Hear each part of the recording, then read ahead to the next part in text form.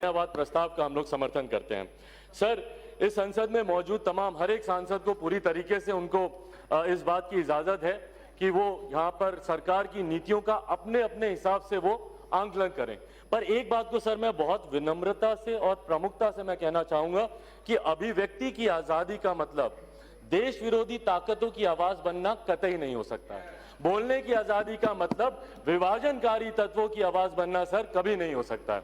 हकीकत यह है सर कि 2014 में देश ने पहली बार एक ऐसा चुनाव देखा जहां पर जात पात धर्म मजहब से उठकर देश ने पूरी तरीके से हमारी केंद्र की सरकार, हमारी एनडीए की सरकार, हमारे आज के प्रधानमंत्री आदरणीय नरेंद्र मोदी जी के विकास के एजेंडे को, उनके डेवलपमेंट के एजेंडे को उन्होंने समर्थन दिया। और उससे बढ़कर समर्थन उन्होंने 2019 में दिया, क्योंकि पिछले 5 साल में जो बातें हम लोगों ने कही, कहीं ना कहीं वो धरातल पर उतरी। कम ज्यादा पे जरूर हम लोग बहस कर सकते हैं, पर कोई ये बोले कि पिछले 5 सालों में कोई विकास का कार्य नहीं हुआ तो इस बात को कतई कोई मानने के लिए तैयार नहीं होगा। पर हकीकत ये भी है सर कि जहां इस कार्यकाल में एक के बाद एक लंबित पड़े हुए विवादित मसले जिसके ऊपर निरंतर राजनीति होती रही, चुनाव होते रहे, धारा 370 की बात हो, 35A की बात हो, या राम मंदिर का मुद्दा हो, या फिर असम में इतना बड़ा मुद्दा, जब मैं बचपन से मैं इस बात को सुनता आ रहा हूं, बोरोलैंड का इतना बड़ा विषय वहां पर चल रहा था।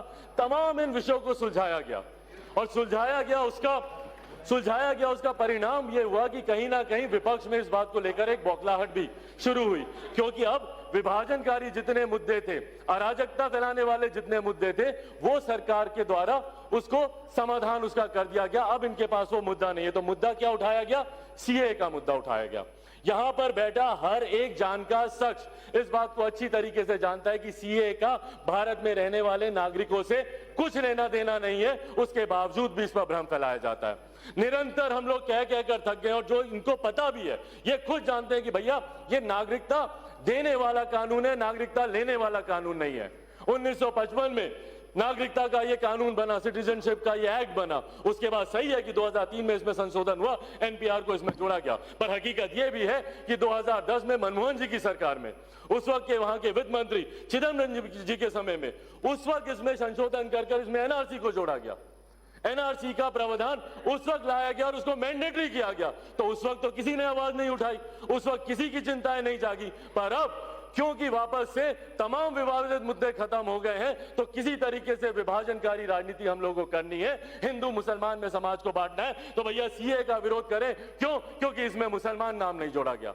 ये 3 ऐसे देशों के माइनॉरिटीज को कानून को नागरिकता देने का ये कानून है, वहां के अल्पसंख्यक समुदाय के लोगों को नागरिकता देने का कानून है। पर उसके बावजूद भारत में रहने वाले अल्पसंख्यक समाज के लोगों को जिस तरीके से इसमें भ्रमित किया जा रहा है, उनको भड़काया जा रहा है। और मासूम है वो, हकीकत है सर, मासूम है वो। उनको आप जो बात जैसे जाके जो बोल रहे हैं वो उस बहकावे में आ रहे हैं। निरंतर हम लोग हर मंच, और ये कहीं ना कहीं विपक्ष की भी जिम्मेदारी बनती है कि आप देश को आप इस तरीके से जला नहीं सकते हैं। और सर इतिहास देखिएगा, हाथ कंगन को आरसी क्या सर, साल 2 साल 3 साल में पता चल जाएगा कि किसकी नागरिकता छीन ली। पर उस वक्त जब ये बात स्पष्ट होगी कि इस कानून से किसी की नागरिकता नहीं गई, तो उस वक्त इतिहास इन लोगों को और ऐसे राजनीतिक दलों को और ऐसे राजनीतिक नेताओं को कभी माफ नहीं करेगा जिन्होंने देश में आगजनी और अराजकता का माहौल बनाया।